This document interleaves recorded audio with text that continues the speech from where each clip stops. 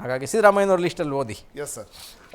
ಸಿದ್ದರಾಮಯ್ಯನವರ ಲಿಸ್ಟ್ ಈಗಾಗಲೇ ಹೈಕಮಾಂಡ್ ನಾಯಕರ ಕೈ ತಲುಪಿದೆ. ಮಧು ಬಂಗಾರಪ್ಪ ಅವರ ಹೆಸರು ಕೂಡ ಈಗಾಗಲೇ ಹೈಕಮಾಂಡ್ ನಾಯಕರ ಕೈ ತಲುಪಿದೆ. ಇನ್ನು HC ಮಹದೇವಪ್ಪ ಮತ್ತು ಪುಟ್ಟರಂಗ ಶೆಟ್ಟಿ, ಅಂದರೆ HC ಮಹದೇವಪ್ಪ ಅಥವಾ ಪುಟ್ಟರಂಗ ಶೆಟ್ಟಿ ಅವರಿಗೆ ಸಚಿವ ಸ್ಥಾನ ಸಿಗುತ್ತಾ ಅನ್ನೋ ಕುತೂಹಲ ಇದೆ. ಸಿದ್ದರಾಮಯ್ಯನವ್ರ ಲಿಸ್ಟಲ್ಲಿ ಅವರಿಬ್ಬರ ಹೆಸರಿದೆ. HC ಮಹದೇವಪ್ಪ, ಪುಟ್ಟರಂಗ ಶೆಟ್ಟಿ ಇಬ್ಬರು ಕೂಡ ಸಿದ್ದರಾಮಯ್ಯನವರ ಆಪ್ತ ಬಳಗದಲ್ಲಿ ಗುರುತಿಸ್ಕೊಂಡಂಥವ್ರು.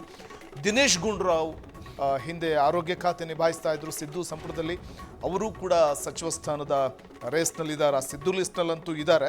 ಇನ್ನು ಶಿವರಾಜ ತಂಗಡಗಿ ಅಥವಾ ಬಸವರಾಜ ರಾಯರೆಡ್ಡಿ ಇವರಿಬ್ಬರಲ್ಲಿ ಯಾರಿಗೆ ಅವಕಾಶ ಸಿಗಬಹುದು ಅನ್ನೋ ಕುತೂಹಲ ಇದೆ.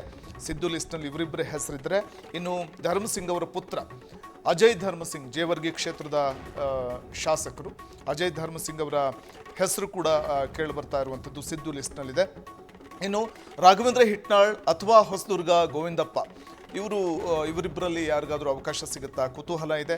ಇನ್ನು ಸಂತೋಷ್ ಲಾಡ್ ಸಿದ್ದರಾಮಯ್ಯ ಆಪ್ತ ಬಳಗದಲ್ಲಿ ಗುರುತಿಸಿಕೊಂಡಿರುವಂಥ ಶಾಸಕರು, ಸಂತೋಷ್ ಲಾಡ್ ಅವರ ಹೆಸರು ಕೂಡ ಇದೆ ಸಿದ್ದು ಲಿಸ್ಟ್ನಲ್ಲಿ.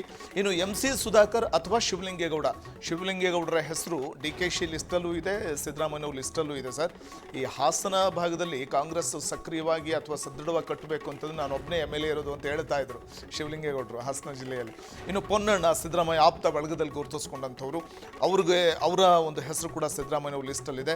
ಅಶೋಕ್ ಪಟ್ಟಣ್ಣ ಅವರ ಹೆಸರು ಕೂಡ ಸಿದ್ದರಾಮಯ್ಯವ್ರ ಲಿಸ್ಟಲ್ಲಿದ್ದರೆ, ಇನ್ನು ಹಂಪನಗೌಡ ಬಾದರ್ಲಿ ಮತ್ತು NH ಕೋನರೆಡ್ಡಿ ಇವರ ಒಂದು ಹೆಸರು ಕೂಡ ಸಿದ್ದರಾಮಯ್ಯನವರ ಲಿಸ್ಟಲ್ಲಿದೆ. ಸರ್, ಸಿದ್ದರಾಮಯ್ಯನವ್ರ ಲಿಸ್ಟ್ ಭಾಳ ಇಂಟ್ರೆಸ್ಟಿಂಗು.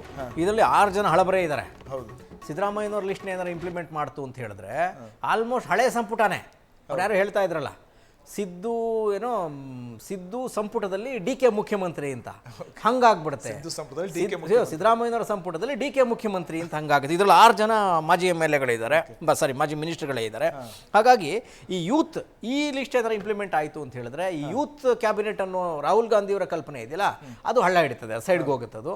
ಆಮೇಲೆ ನೀವು ಇವರು ನಮ್ಮ ಯಾರೋ ಅರಸೀಕೆರೆ ಶಿವಲಿಂಗೇಗೌಡರದ ಹೆಸರು ಹೇಳಿದ್ರಿ, ಅವ್ರಿಗೆ ಏನಾರು ಈ ಸರಿ ಕೊಡಲಿಲ್ಲ ಅಂದರೆ ಅವ್ರ ಬಾಯಲ್ಲಿ ಯಾವ್ಯಾವ ಭಾಷೆ ಸಂಸ್ಕೃತ ಹೆಂಗೆ ಬರುತ್ತೋ, ಯಾರ್ಯಾರನ್ನ ಹೆಂಗೆ ಹಾಕೊಂಡು ರೂಬ್ತಾರೋ ಗೊತ್ತಿಲ್ಲ, ಇನ್ನು ಸದನದಲ್ಲೇ ಬಿಡಲ್ಲ ಅವರು. ಹೌದು, ರೊಚ್ಗೆದ್ದು ಬಿಟ್ಟಿದ್ದಾರೆ MLAಗಳು, ಆಸ್ಪಿರೆಂಟ್ಗಳಂತೂ ರೊಚ್ಗೆದ್ದಿದ್ದಾರೆ.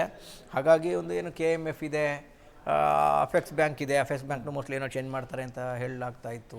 ಇನ್ನು ಕೆಲವರು ಕ್ಯಾಬಿನೆಟ್ ದರ್ಜೆ ಕೊಡ್ಬೋದಾದ ನಿಗಮ ಮಂಡಳಿಗಳಿದೆ, ಅವ್ರನ್ನ ಉಳಿಸ್ಕೋತಾರೆ.